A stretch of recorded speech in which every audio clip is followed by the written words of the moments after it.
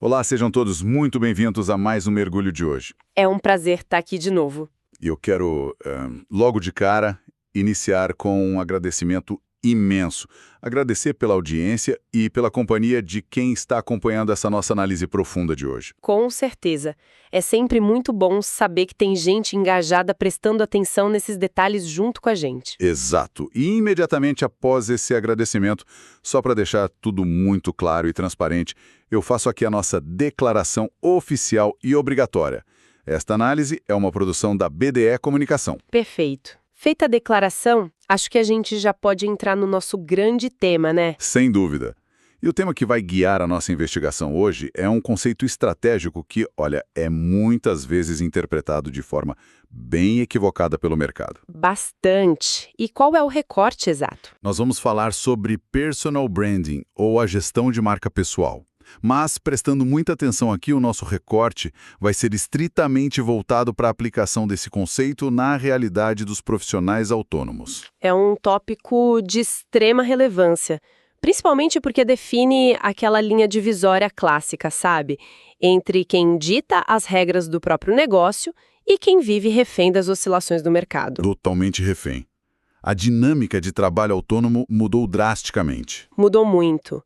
A gestão da própria marca hoje tornou-se um pré-requisito de sobrevivência mesmo. E para manter o debate no campo prático, a nossa missão de hoje exclui completamente debates sobre origens teóricas, acadêmicas ou aquele contexto histórico do personal branding. Nada de teoria maçante hoje. Zero.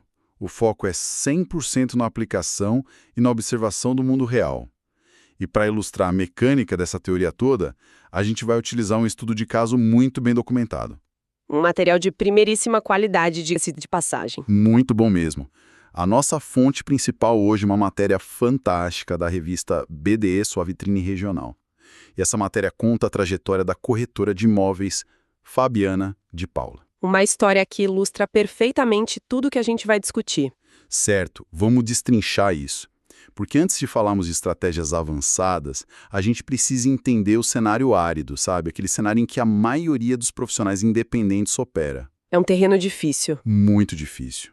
É onde a diferença entre ser um prestador de serviços comum e uma marca consolidada basicamente dita quem prospera e quem fica pelo caminho. Essa distinção que você pontuou é o alicerce de tudo. Baseado na nossa fonte principal, o personal brand não tem nada a ver com aquela autopromoção superficial baseada no ego, né? Aquela coisa de ficar só postando foto bonita. Exato, que o mercado costuma rotular como um simples marketing pessoal. A gestão de marca pessoal é, na verdade, uma administração intencional. Administração intencional. Guarda esse termo, pessoal. Trata-se de orquestrar ativamente como um profissional é reconhecido, a forma como ele é lembrado e, principalmente, o motivo pelo qual ele é escolhido em detrimento dos concorrentes. Porque o desafio central é que os autônomos operam em um ecossistema com alta comoditização. Alta comoditização. Todo mundo parece oferecer a mesma coisa. E se não há uma marca pessoal forte, o serviço prestado torna-se apenas mais um produto na prateleira do supermercado. E quando o serviço se torna uma commodity, o único critério de desempate que sobra para o cliente é o preço. É aí que começa a tragédia, né? Inicia-se aquela guerra de valores onde vence quem cobra menos. O que é um modelo de negócios totalmente insustentável a longo prazo. Ninguém sobrevive cobrando cada vez menos. E é por isso que o material foca na importância de não ser apenas um executor de tarefas. O que é fascinante aqui é exatamente a diferença entre vender uma tarefa e vender uma transformação. Explica isso melhor para quem está nos ouvindo. Claro, profissionais vulneráveis vendem a execução de uma tarefa. Por exemplo, abrir a porta de um apartamento para mostrar ao cliente. Qualquer um com a chave faz isso. Exato. Agora, profissionais com marcas fortes vendem a transformação que o cliente vai vivenciar. Eles mudam o critério de decisão do cliente, passando daquele valor financeiro puro e simples para a confiança e a especialização percebida. E a nossa fonte, a matéria da revista BDS, a vitrine regional, mostra a transição da Fabiana de Paula ilustrando exatamente essa premissa.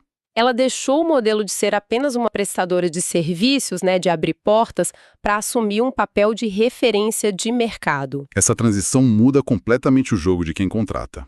O foco sai do valor financeiro do serviço e passa a ser a confiança absoluta. A Fabiana não concorre mais por quem cobra menor comissão.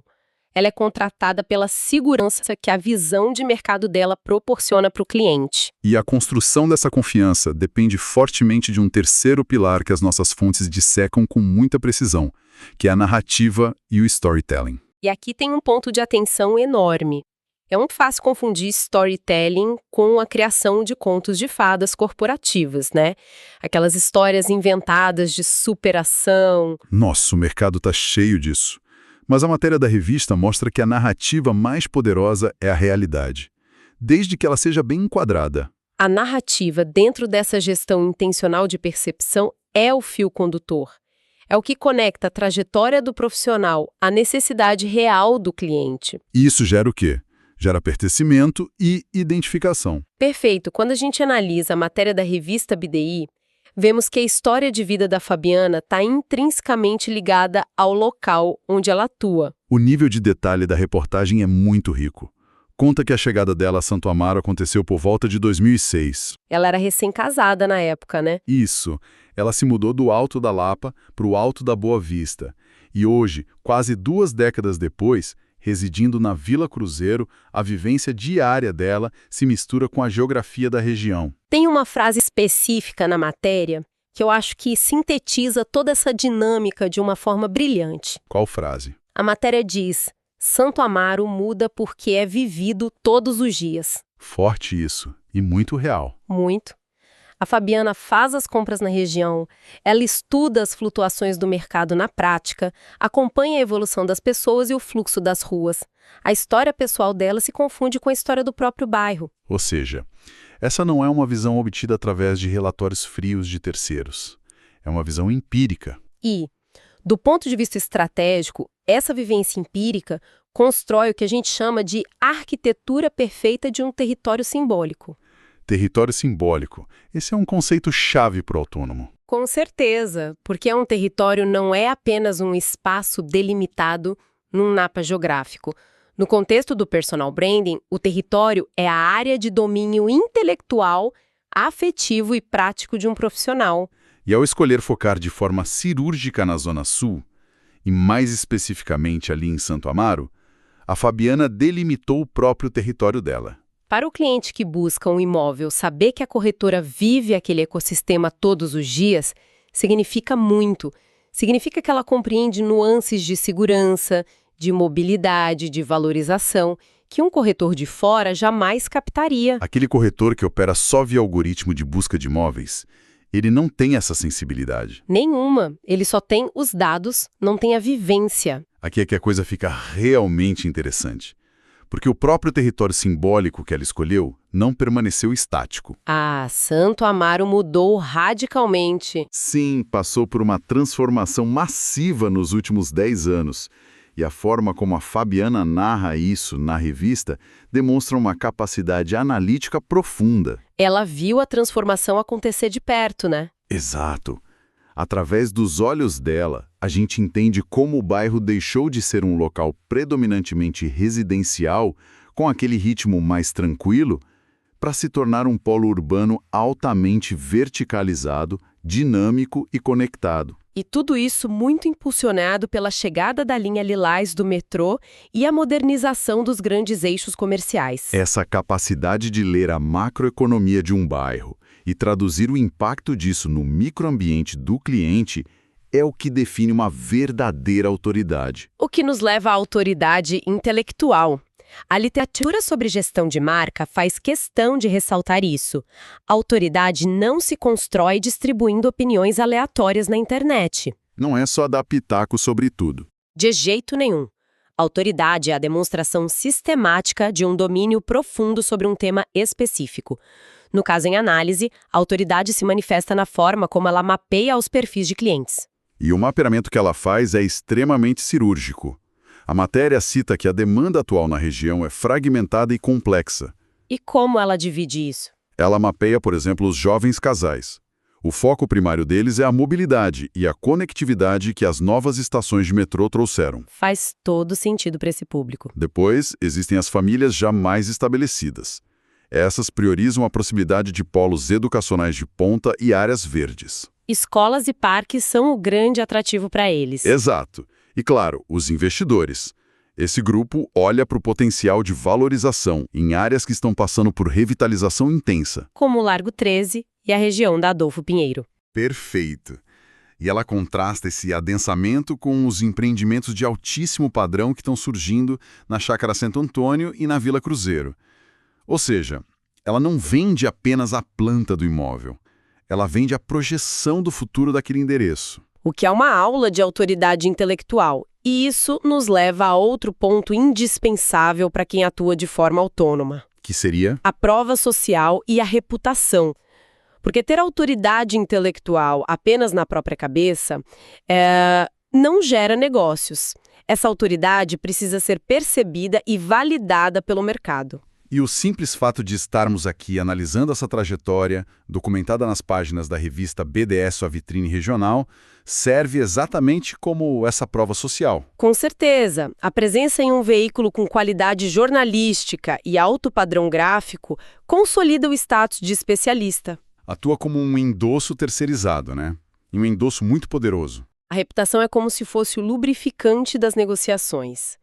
Ela reduz a fricção e as objeções iniciais que qualquer cliente tem. Quando o histórico de um profissional é validado por uma publicação que possui credibilidade no ecossistema local, cria-se um lastro. A marca pessoal deixa de ser uma promessa abstrata, feita pelo próprio prestador de serviço que quer se vender, e passa a ser um fato reconhecido pela comunidade. A revista BDE funciona não apenas como mídia nesse caso, mas como um registro histórico do valor que a Fabiana entregou ao longo do tempo. E essa construção de lastro contrasta fortemente com as abordagens, digamos, mais amadoras que a gente vê dominando o mercado autônomo hoje. Ah, os erros são muitos.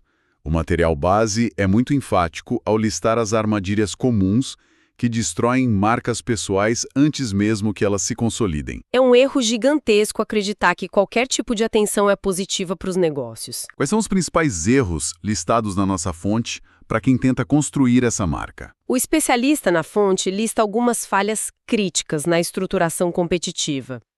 A primeira armadilha é confundir posicionamento com exposição excessiva.